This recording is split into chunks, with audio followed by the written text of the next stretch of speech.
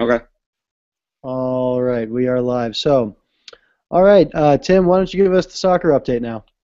Well, things are starting to turn around for the men's soccer team. 2 wins in a row now after Ooh. losing 5 out of 6, going winless through that 6 game stretch. UConn was able to beat Central Florida at home. It was a close game all the way through. Abdou Thiam scored again. He's having a fantastic freshman season so far.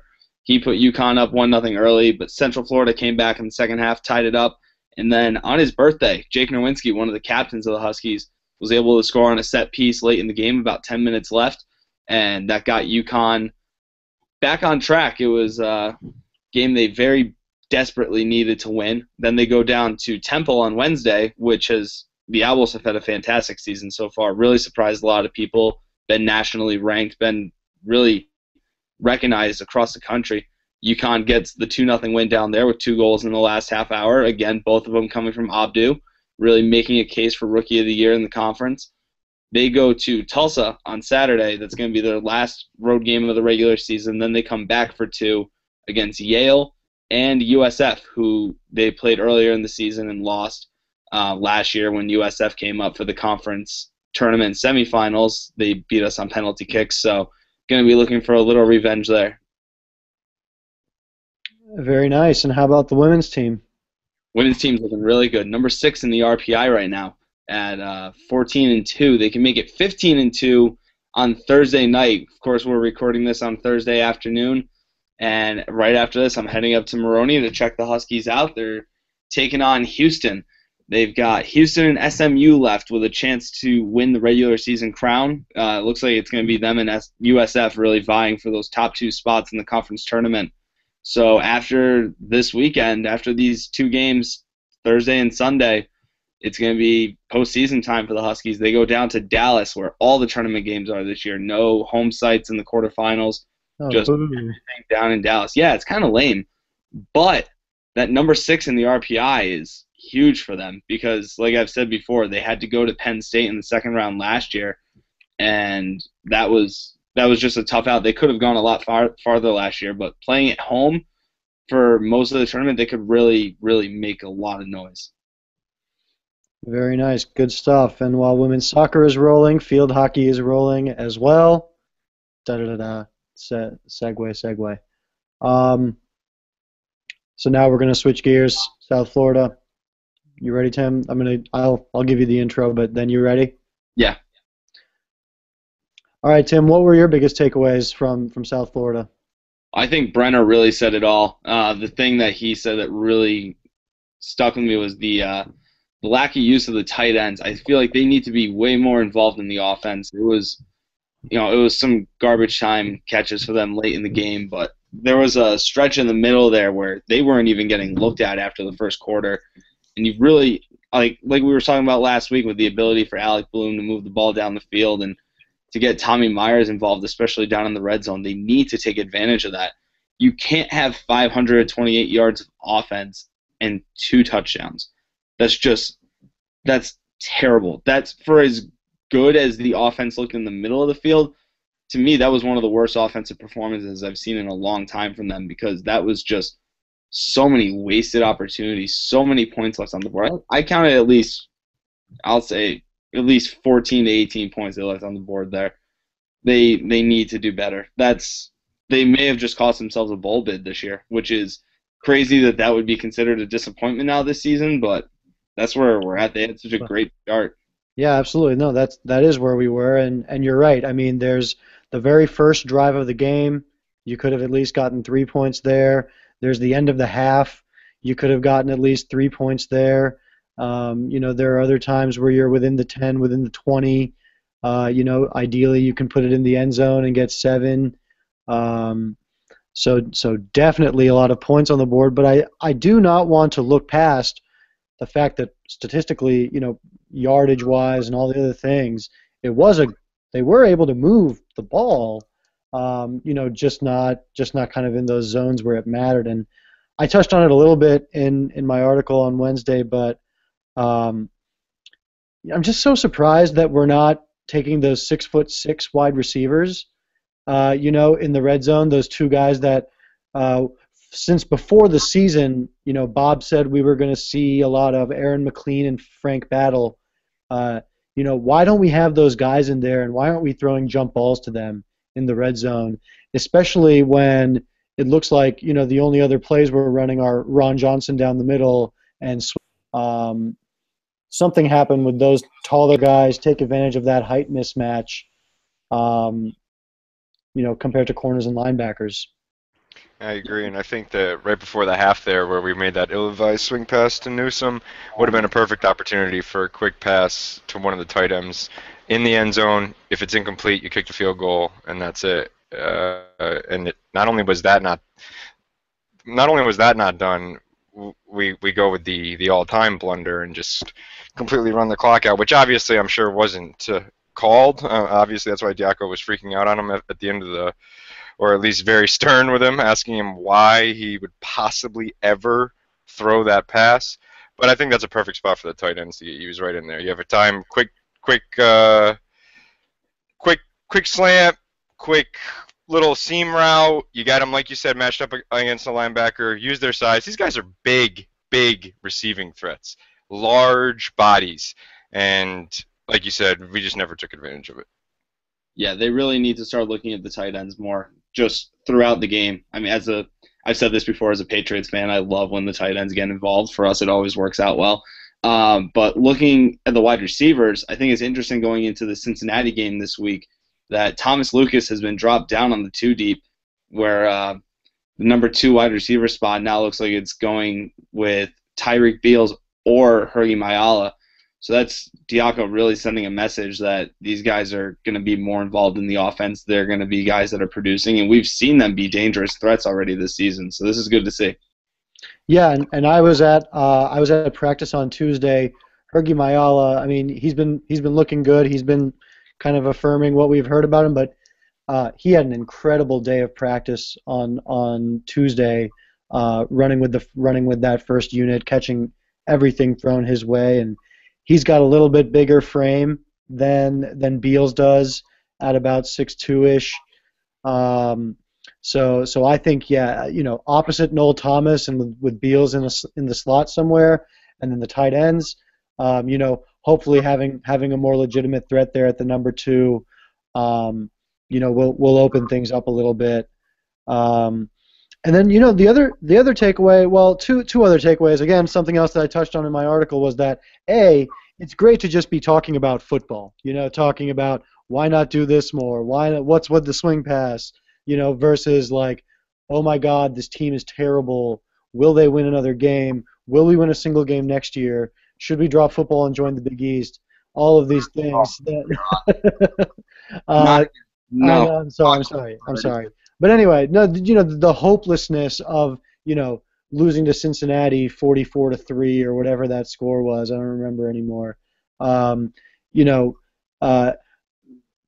Newsome being blown up and fumbling, as soon as the handoff comes in, all of those things. We're not talking about how terrible this team is. We're talking about all the things this team could have done better. And I think that's a really good sign of progress. And then when you talk about the UConn USF series,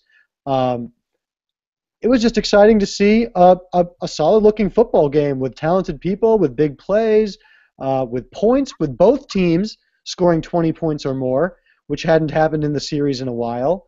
And I think even this game surpassed the total scores for the previous 2 games combined. So just in general, at the very least, a much more entertaining and real football game that we got from the Huskies. Yeah, and I mean, you look at a couple of these UConn USF games from the past, and they've produced some of the iconic moments in UConn football history, mostly the Dave Taggart field goals in 2009 and 2010, but they've been terrible football games.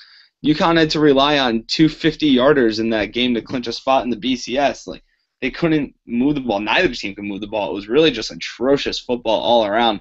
I remember, being on campus for that and being on a college campus where a football team was looking really lackluster. People needed to drown their sorrows. Even when we went to the Fiesta Bowl, it was still ugly. So, I mean, it was nice to see. I was really impressed with the way USF played. They're definitely going to get better as years go on. I think if they stick with Taggart, they could really do something good and start competing the way UConn's rising up to the level of competition in the American. So we'll see what happens. This could really be a game worthy of a trophy. Yeah, definitely. Someone on Twitter made a good one. It was the dysfunction, the civil dysfunction, or something like that, with dysfunction spelled incorrectly. So that you got the SF in there. I thought that wasn't bad. That could be not just football, but UConn USF in general. Because, I mean, you look at the football games are always ugly. The basketball games are awful, awful, Yeah. awful basketball games. I can count many games in the last 8 to 10 years or so between UConn and USF that have gone to overtime when they shouldn't have, that have been far too close for comfort for either team. UConn's looked terrible against the Bulls so many times.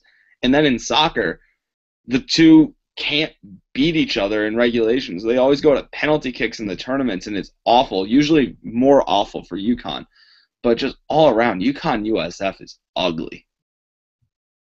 And what a great series to be the headliner of the new American Conference. A couple of the last kids picked from the old Big East, or even the undrafteds. Moving on, though, we've got Cincinnati this Saturday. Team still for sure. I mean, those three losses have all come to really good teams. Temple, Memphis, and BYU. You can certainly excuse a team for having those three losses, and then they've beaten. They have a good win over Miami of Florida. And then their other two opponents, one's an FCS and the other was Miami, Ohio, actually. So we've got a pretty good Cincinnati team. They are kind of exactly who they have been in the past few years. Offensive juggernaut, defensively generous. Tim, your thoughts on the matchup this weekend? This is going to be an interesting one because, as I've said for many weeks, this is a game UConn could steal. But Cincinnati has been pretty impressive. That win over Miami was the Miami, Florida, of course, the once premier program, was huge. They have really impressed in a couple of, mainly in the Memphis loss, I should say. That was a weird game. That was a really weird game because Gunnar Kiel went out early, got hurt. It looked horrific, and he hasn't been playing since. But Hayden Moore comes in off the bench in that game and goes 31 for 53 and sets a school record with 557 passing yards, 4 touchdowns. He got 2 touchdowns again the next week against Miami, but he came back against BYU and was 15 for 30 with only 219 yards and no touchdowns. He's done a good job, though, and we don't know who we're going to see on Saturday. It could be Hayden Moore. It could be Gunnar Kiel. But they've got a great wide receiver group around those guys. They've got some pretty solid running backs.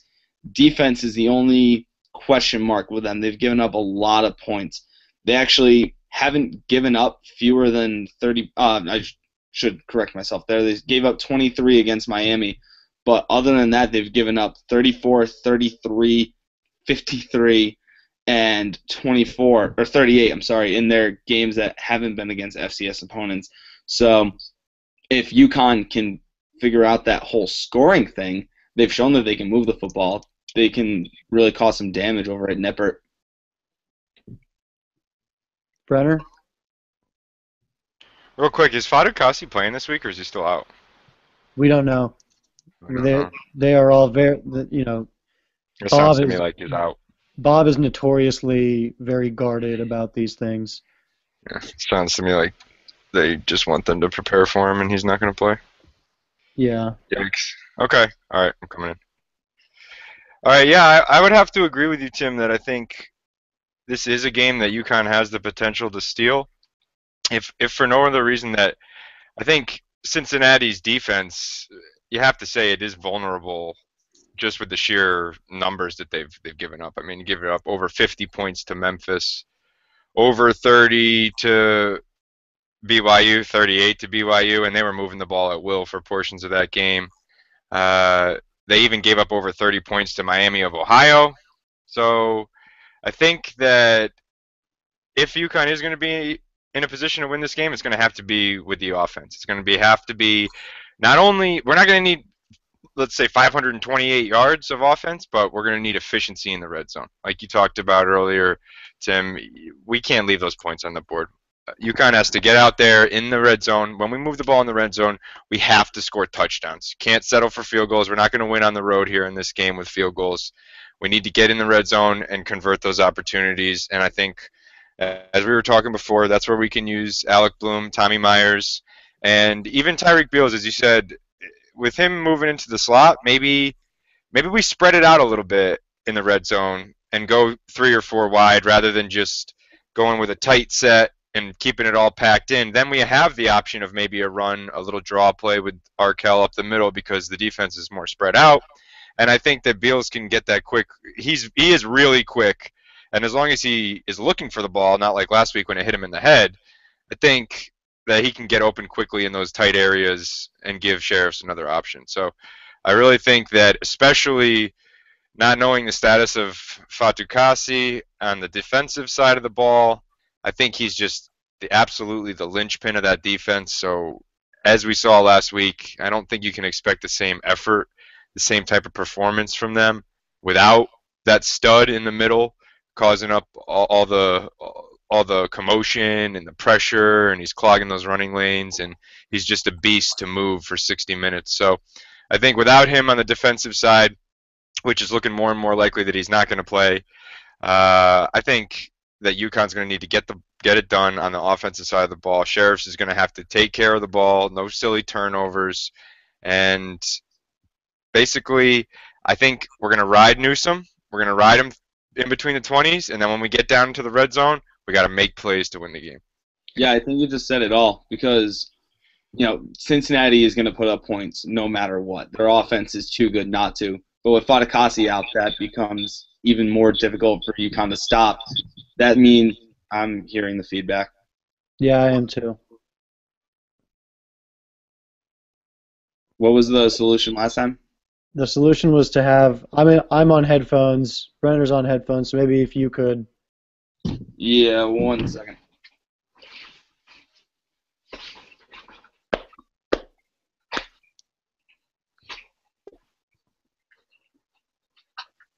The only thing is it's not coming out through my computer. I don't think. Hold on. Is it working now? Yeah, Seems we don't. like it. Yeah, we don't have feedback right now. Maybe Okay. it's just like a quick thing. I don't know. Yeah. Otherwise, I've got them right here. I'll just put them on anyway, actually. It sucks that he got hurt, man, because that game last week, they just got worn down up front.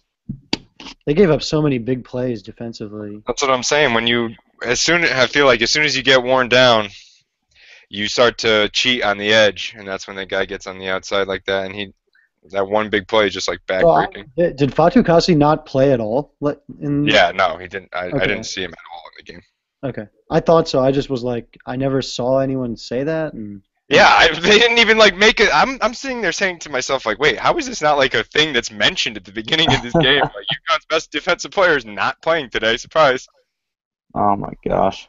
Again, that I feel like that happened with someone last year too, where we just didn't know, and then like right before the game, it's like, oh, so and so's not playing. Surprise. Yeah. Gotta love UConn. All right, go ahead. Tim, you good? Yeah. I think, Brenner, you said it all here. The thing is, Cincinnati's going to put up points no matter what, whether Foley's in there or not. But with him out, it makes it even more difficult for UConn to stop them. Like I said, they've got 2 great quarterbacks. They've got talented wide receivers, but Tion Green leading the way in the backfield he's gonna be able to get some big yardage, especially if Fatukasi's not in there. So the offense really does need to capitalize. There can't be any more excuses. They have shown they can move the ball. They just have been giving everybody headaches when they get down into the red zone. So that has to stop. Yeah, and I think if you're going to beat this Cincinnati team, you're going to have to make a few stops, though. Like if it's a UConn team where our strength is defense and they're all about playing and winning in shootouts, I just don't know if we can win a shootout with Cincinnati. So that's why I'm starting to think that if UConn's going to have a chance, even without Fatukasi in there, it's going to have to be with stout defense, which then makes it a concern because our secondary, I think, is relatively untested. And then I think with these types of offenses, like we saw against BYU, you want to play aggressive, you want to blitz, you want to play press coverage on the outside or turnover-causing plays defensively dialed up to make that happen because they're going to have to disrupt and take Cincinnati's offense out of rhythm if they're going to win this game. UConn can't win this game in a shootout. UConn can't win this game 42-35. We have to really hope that Cincinnati that we hold Cincinnati's scoring, and I think I think UConn can do that. I think when Cincinnati has faced better defenses, they have been met with some sort of force that can stop them. So we have said, yeah, UConn could steal this game, which is kind of our nice way of saying we probably think they'll lose. With a 13-point spread going into this one, you guys feel like taking the points? I think the problem for me with this game is if UConn can still limit them for sure, but there's limiting Cincinnati's offense, which has scored more than 30 points per game in the majority of its games, and UConn's offense improving so much so that it can overcome the fact that outside the UCF game, which don't even count the UCF game because that's one of the worst football teams that we've seen in years. Right. The 20 points they got against USF was the most they've gotten since the Army game. Can they make up all of those points that they keep leaving on the board? I don't think they can. I think 13 is kind of a fair spread in this game. I would have a hard time taking UConn to cover it. I'm not saying it's not doable, but I wouldn't put money on it. I think that I agree that a 42-35 shootout is, UConn's not going to win that game, but the best way to relieve the pressure on the defense is to get a nice early lead. If we could get an early score, get a 10, 14-point lead, then you put your defense in a position where they can pin their ears back and actually create some pressure, where maybe in a more neutral scenario they're not able to do so. So I think that getting ahead, getting a lead, holding a lead, and then maybe your bend but don't break style defense that we like to play, they start to press, you get a lucky turnover. That's kind of like the route you're going down, and when you start talking like that, it's probably hard to take the points when it's still under 2 touchdowns on the road. So I think I would lay the 13 with Cincy if I was betting, and just at least I would have I think UConn has a better chance of beating Cincy here than they did at beating BYU, and we saw that they were right in that BYU game. They really were. They surprised us, and a couple changes on defense could have been the difference. Like we said, no press coverage. Maybe they learned a lesson, and maybe they try that this time. Or, we could just, most likely we'll just play the Bob Diaco special, like you said, bend but don't break. But I think they'll be in the game. 13, it's going to be very, very, very close, but it's just too easy to see a 14-point loss, just a nice classic 14, 2-touchdown loss, and then you don't cover. Or to see exactly like the BYU game where they keep it close early and then falter late, and then there it goes. And things all of a sudden get out of hand. So we got the Cincinnati game, 4:30 p.m. this week It will be on CBS Sports Network for those of you watching at home. At the same time, Tim will be in Boston at Agganis Arena watching the Ice Bus take on BU. So That's right. a couple of interesting things going on for the weekend, including, pretty important football game, but aren't they all? We'll move on. Thursday afternoon, the UConn blog released its big annual American Athletic Conference men's basketball preview. I'm not exhausted right now or anything. It'll be a interesting season, to say the least. In the American, you've got this SMU team that everybody really thought would be the class of the conference, but now they've got a postseason ban, and who really knows kind of how that plays out within the locker room. It's not every team that can go out and win 20 games when they're banned from postseason play. And then you've got a good, you've got your kind of solid guys who you've always had every year, your UConn, your Cincinnati, and then you've got some up and comers. You've got Tulsa, Temple, maybe no one else. Maybe someone can surprise us. Who knows? Tim, why don't we start with you? Let's talk about how we feel like this top of the American Athletic Conference is going to shake up. Yeah. I was actually in the minority here. The UConn blog did declare among its 9 voters that UConn will be the regular season champion. The lowest anyone had them was second. I was among that group of 2, me and Cave Jam. I said UConn would finish second behind SMU. I really think that the Mustangs are going to come out and have a really good season, all things considered. It's going to be tough losing Larry Brown for those 9 games, but I still see Nick Mort, who was named the Player of the Year in our preseason ranking, a unanimous all-conference selection. He is the best player in this conference without a doubt. He's going to have a fantastic year. He's such a great leader on that team. We saw what he did for them last year, helping them win the conference championship, sweeping really, actually, and getting them into the NCAA tournament. They could have gone so much farther than they did. That UCLA game was insane. They do lose 2 big pieces, Yannick Morera and Ryan Manuel. Even Cannon Cunningham was a really big impact player, but they bring in some really good talent with Shake Milton. Ben Ameligo can step into that position that Manuel is leaving empty. Sterling Brown is back. Marcus Kennedy is going to have a fantastic year. I have him in my all-conference team.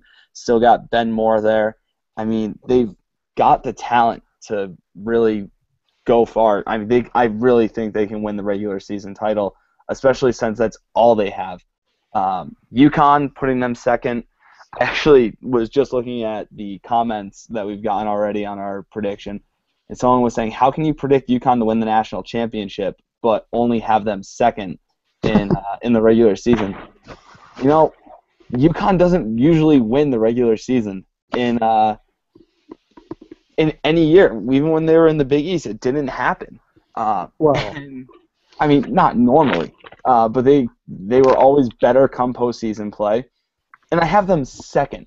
It's not that big of a difference between UConn and SMU. I think that UConn overall is the best team, but I also have watched UConn play for enough years that I know that they're going to lose a couple of those games that they should win. They'll probably be in the mix in an interesting game against Tulane. East Carolina will probably give them a headache or two. So, I know how this goes. I still think they're going to finish second. I think they're going to win the conference tournament. And then when they get to the NCAA tournament, this is UConn the year after going to the NIT. They're going to be pissed, and they're going to go in, and I think that they can absolutely win the national championship. So don't tell me I don't have faith in this team. Yeah, I mean, pieces coming in that you don't know how they're going to mesh together. So my justification for having SMU lower, third, I believe I put them. Yeah, you were one of 3 to put them third. Yeah, I think that the postseason, like I said, kind of implied earlier, I think that postseason ban, has an effect where it's kind of hard to get a sense of what exactly it is you're playing for when there's no postseason. Yeah, you're right. They can win the regular season title, but that's really it. And let's say that for whatever reason that leaves the equation. Then what do they have? They're not really. There might be a stretch of the season where they're not playing for that. And then, I mean, I looked on some of their numbers from last year. They were placing something like 5 out of their top 7 scorers from last year. And Keith Frazier being ineligible is a big issue, I would say. Losing him from the team. And I just don't. I just think there's a lot of distractions and all that, other jibber jabber that people like to say, and so that was kind of my reason for it. And then looking at Cincinnati, I think they're just going to be one of those really strong teams that wins a lot of games, 44-40, and no one gets too excited about it, but they keep winning games. They keep really frustrating, offensively oriented teams, and they have always been solid. So I just like Cincinnati a little bit better because they have a lot more to play for. They have a lot more talent returning.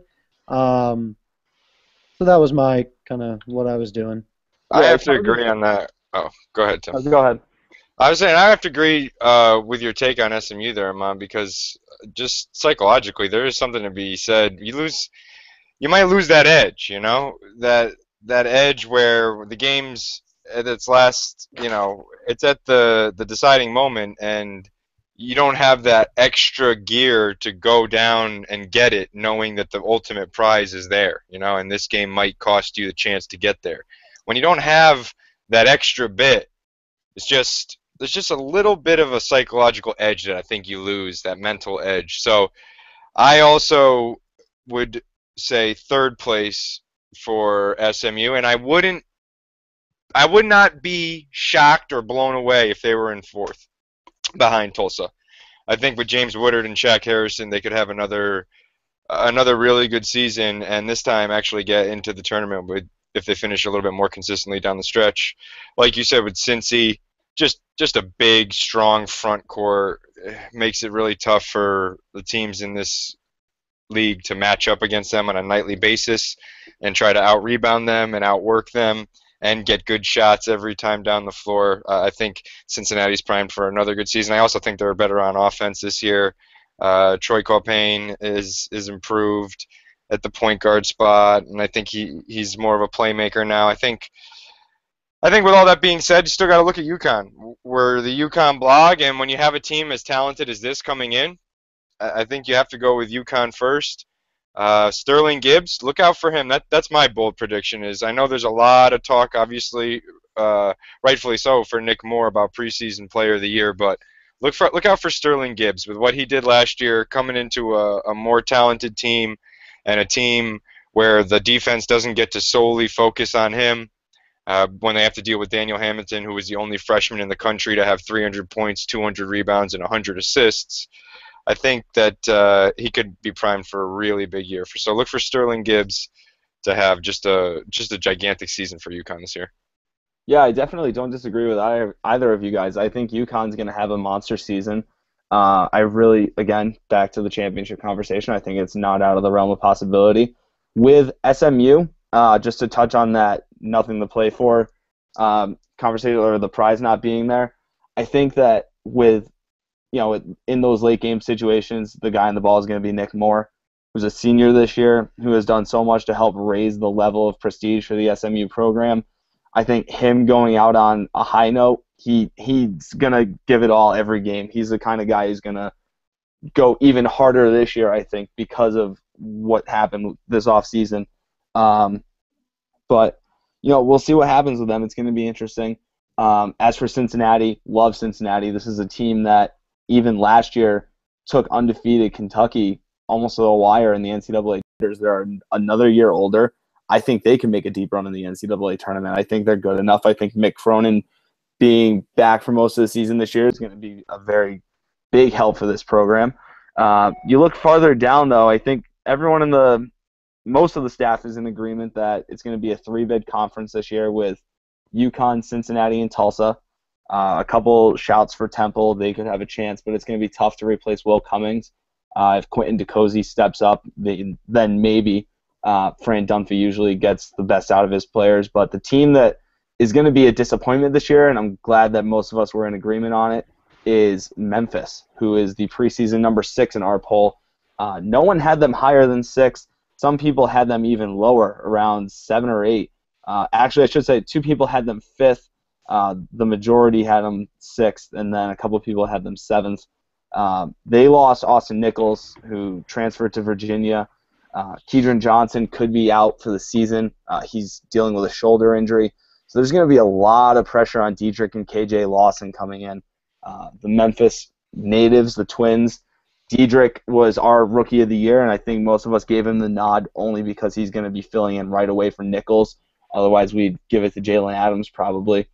I really don't see them being able to overcome Nichols' loss this season. They still got Shaq Goodwin, which is a good thing, but I don't see them really making any noise. I think it's going to be a tough year for them, and Josh Pastner, if he's not already, could end up on the hot seat. He had a really rough offseason. Yeah, he definitely did, and there was some, I forget the exact details, but there was some shiesty business with the transfer of Nichols, and something about timing of making the announcement, and of course, as usual, it came out of nowhere.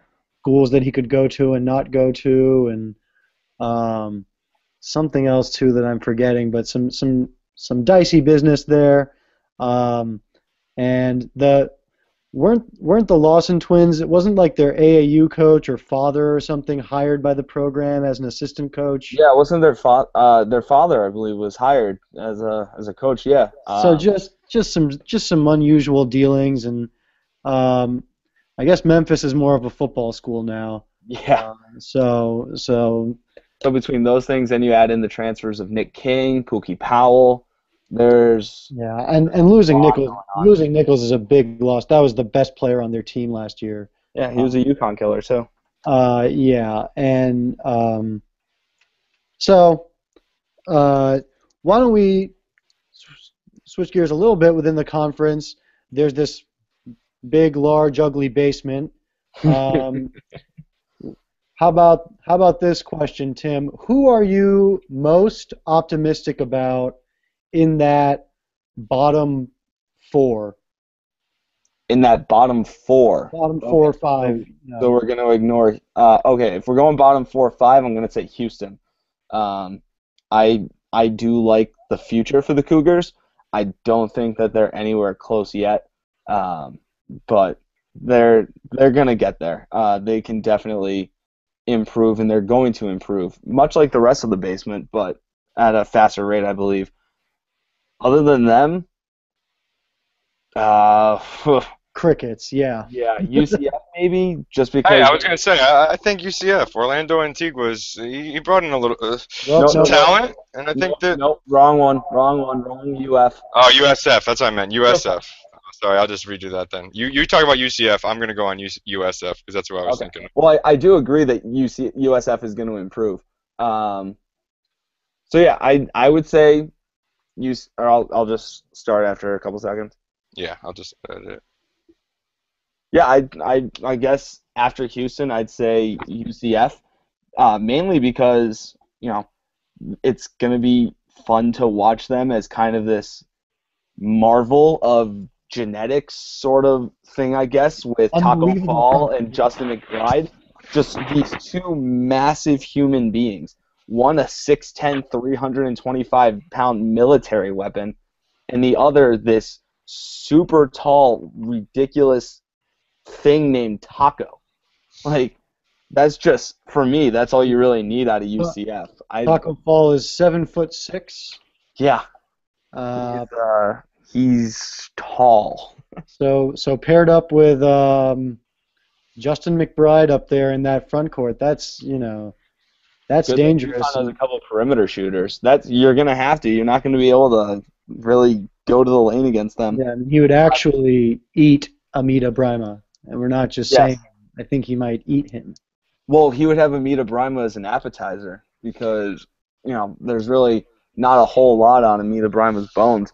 And then I will never forget the UCF game 2 years ago. And that's the thing. You can't. Didn't he also fall? I'm pretty sure I remember this really loud boom when he hit the floor, and everyone around me was just like, "Holy shit!" Yeah, it's a big dude. You can't be pushing 3 bills and playing Division I basketball, for 30 minutes, or get that kind of playing time. So I will say he is one of the nicest guys you'll ever meet. I'll never forget the conference tournament this past year in Hartford. I was watching UCF play East Carolina. It was a little while before the big games were getting started, and I saw my buddy Brendan in the student section. So I went over and I sat with him.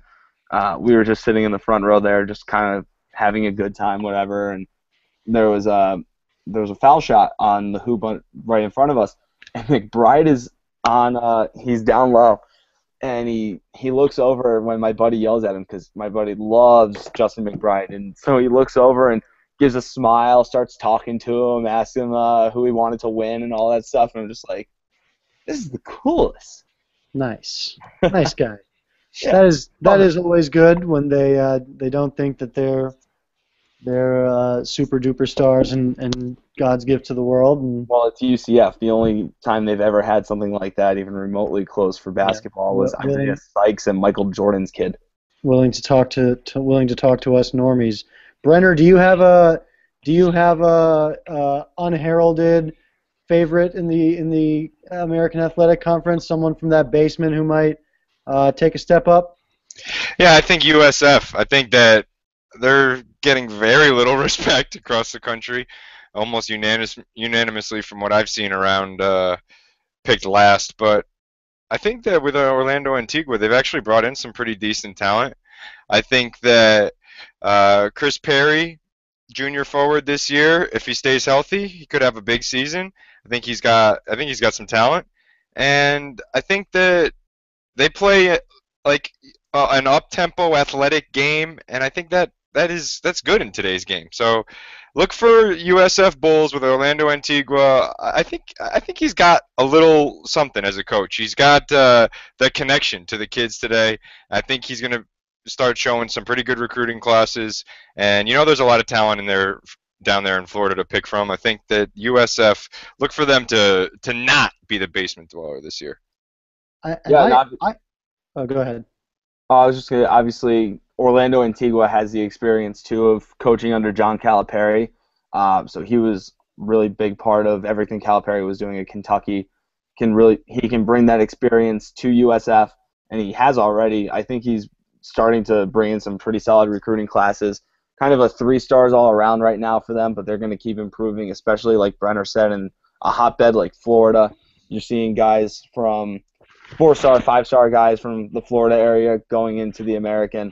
You think of someone like Dang Riak at East Carolina this year, gives them a little more height. He was at Victory Rock, where UConn is actually looking at Gorjak Gak, someone we mentioned earlier in the show. And just everyone else in the country or in the conference is going to be looking to Florida. If USF can lock that down, they're going to be tough in a few years. Yeah, and I agree. I think I like Antigua. As you mentioned, Tim, his background with Kentucky and Calipari. Before that, he was an assistant at Pittsburgh, I believe. Also did some time with the Harlem Globetrotters. Always good for driving legitimacy. Played at Pittsburgh. So you're right. There is something about his attitude. I remember seeing him at American Athletic Conference Media Day last year. Just something about his attitude seems like he had a good sense of it all, and what all is going on there. So I see some upside as well with that USF program, and hopefully they can reach that potential because the conference really needs it. It's something that we've talked about in football. #American Rising. Really, really The football conference, doing a really, really impressive job this year, and hopefully the basketball conference can take some of that good mojo and also help build on that because even though basketball, as we are told, as we are led to believe, does not drive the realignment wheel, it still is by far the number 2 revenue college sport. Still March Madness, the biggest time, one of the most popular sporting events of the year. So you want to be a player in that. You want to have more consistent presence in the NCAA tournament. I think when we were talking about beforehand, having 2 bids last year sucked.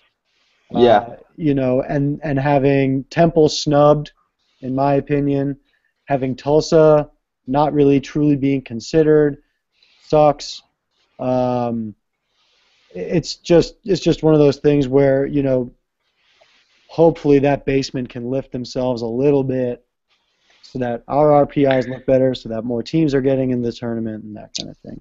And maybe that Cincinnati game against Kentucky in the tournament will go a little bit of a ways towards adding some legitimacy to the conference, and show that not only was UConn the national champ in 2014, now we have another team the very next year where it was thought that American was on a way downside, and here comes Cincinnati, who wasn't even blowing through the American, and they're able to hang with the undefeated team right up until the final seconds of the game. So I think that there is reason for optimism when it comes to American athletic basketball for sure. Yeah, I think the problem is right now teams need to start scheduling stronger than they are. I originally thought this could be a 4-bid conference this year with UConn, Cincinnati, Tulsa, and Temple, but I don't think we're going to see enough from Temple to get into the tournament. They actually have scheduled quite strong this year. They start off with North Carolina. A month later, they go to Madison to take on Wisconsin, and then they've got one of their annual Big Five showdowns with Villanova, which is actually during rivalry week on ESPN this year. Nice. But I don't see them winning any of those 3. Maybe they steal one against Villanova, but not going to beat North Carolina. Very, very, very difficult for anyone to go to Madison and win. So that'll probably keep them out. If they can win 2 of those games, I don't see any reason why, if they have a solid conference season, this can't be a 4-bid conference. But someone like Tulsa, they're going to have to really impress in conference play, which I think they will, because their strongest game out of conference is Wichita State at home. So that's their only game against a really, really legitimate program in outside of the Americans. So really it's only the top 4 that are scheduling strong right now.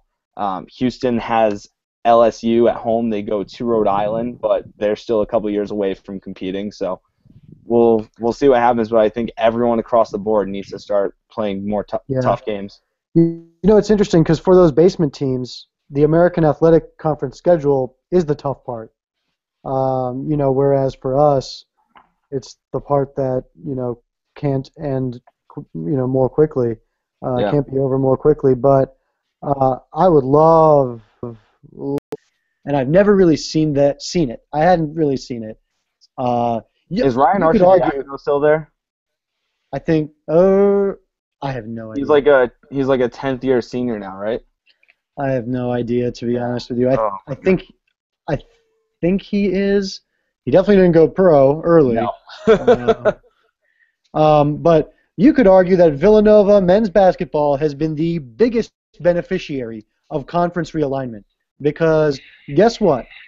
Everybody good left their conference. Everybody who was relevant and good left their conference. The conference got to keep its name, keep its so-called prestige, and then you go, oh, well, we won the Big East. We dominated the Big East. Look at us. Give us a 1 seed. Give us a 2 seed. Yeah, but you know what? So did Providence. I just need to throw that out there. Providence won it too.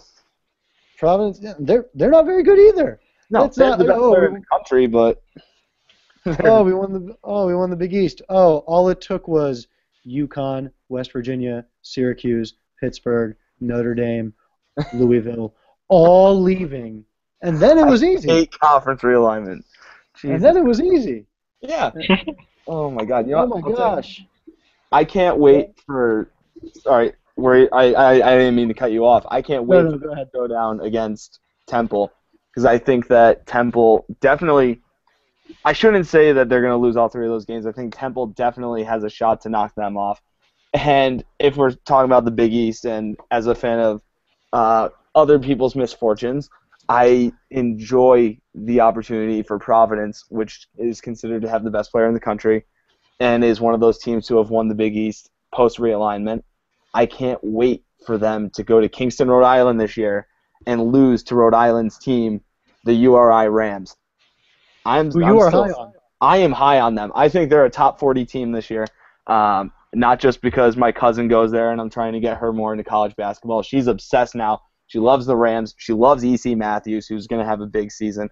This is a team that is going to take over Rhode Island, and they need to start playing UConn. We were talking about schedule strength. I think UConn could have done a lot better than Maine and New Hampshire, and they're playing Central again. They've got some really good teams at the top, but the bottom heaviness of that out-of-conference schedule is atrocious. Bring in a URI. Make that an annual game.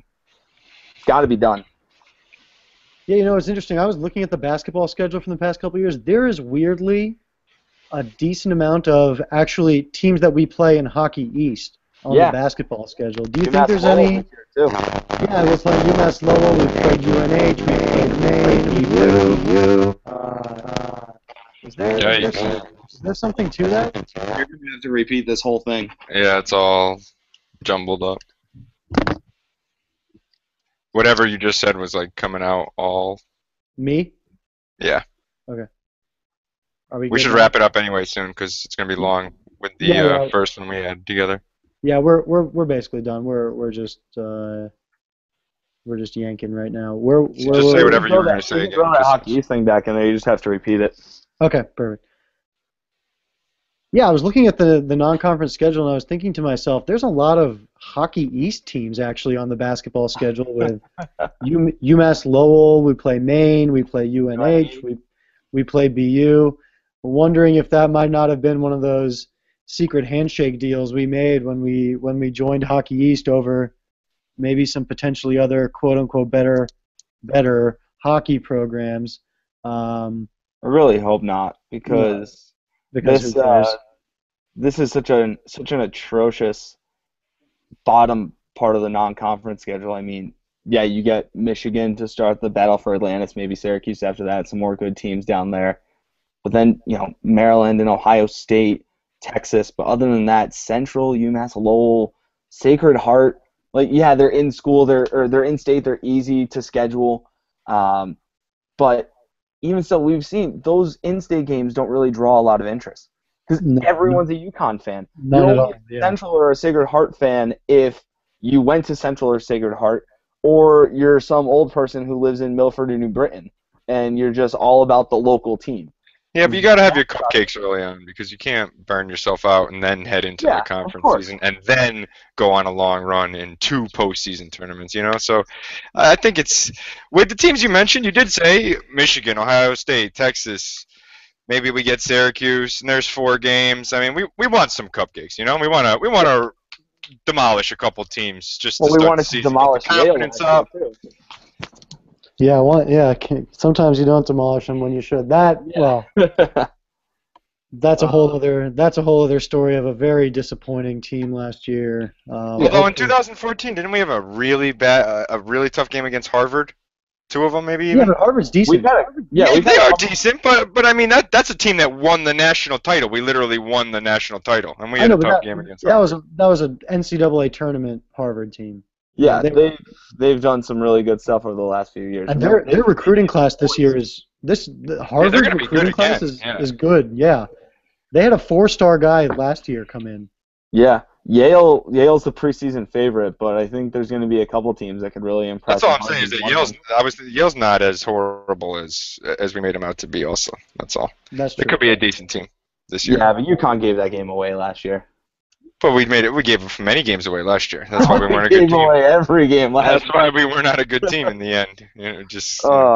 Just That giving must games have away. been some secret charity week last year against Yale and Tech. Why are we talking about this? God damn No, it. exactly. Why I'm sorry. with the Don't bring up aggravation? that Texas game to me. Why do I have to see that now going in? The ugliest shot in Division One history. Swish. Oh. Was a hell of an off-ball screen, though, on the inbound play. Ugly, Yeah. ugly shot. Well, I'll just say the exit line, and we'll find a nice place to cut out. Oh, we have Um, an announcement, by the way. oh, about hockey? No, about the UConn blog, which is Oh, now on Instagram. yeah, go for it. You can say that. Yeah, we have a major announcement at the UConn blog. We are now getting social media savvy. We are on Instagram. So it's a very easy handle to remember, at the UConn blog. Go find us. We're going to be posting pictures from stories. Apparently, it's not that easy to link to stories on Instagram. I don't understand that. But we'll put stuff up from games. We'll have photos. We'll have videos from press conferences, all that jazz. So give it a follow. We'll make it fun. Yeah, and we have photographers actually going to many of the games. So definitely should be some really good stuff there. I've got a whole bunch of pictures that I take from practice and games and stuff, and I don't really know what to do with them. They don't belong in game stories. So we'll have some fun there on the Instagram, on the social media, and that's going to do it for us today at the UConn Pod. For Brenner and Tim, this is Amon. Thank you all for listening.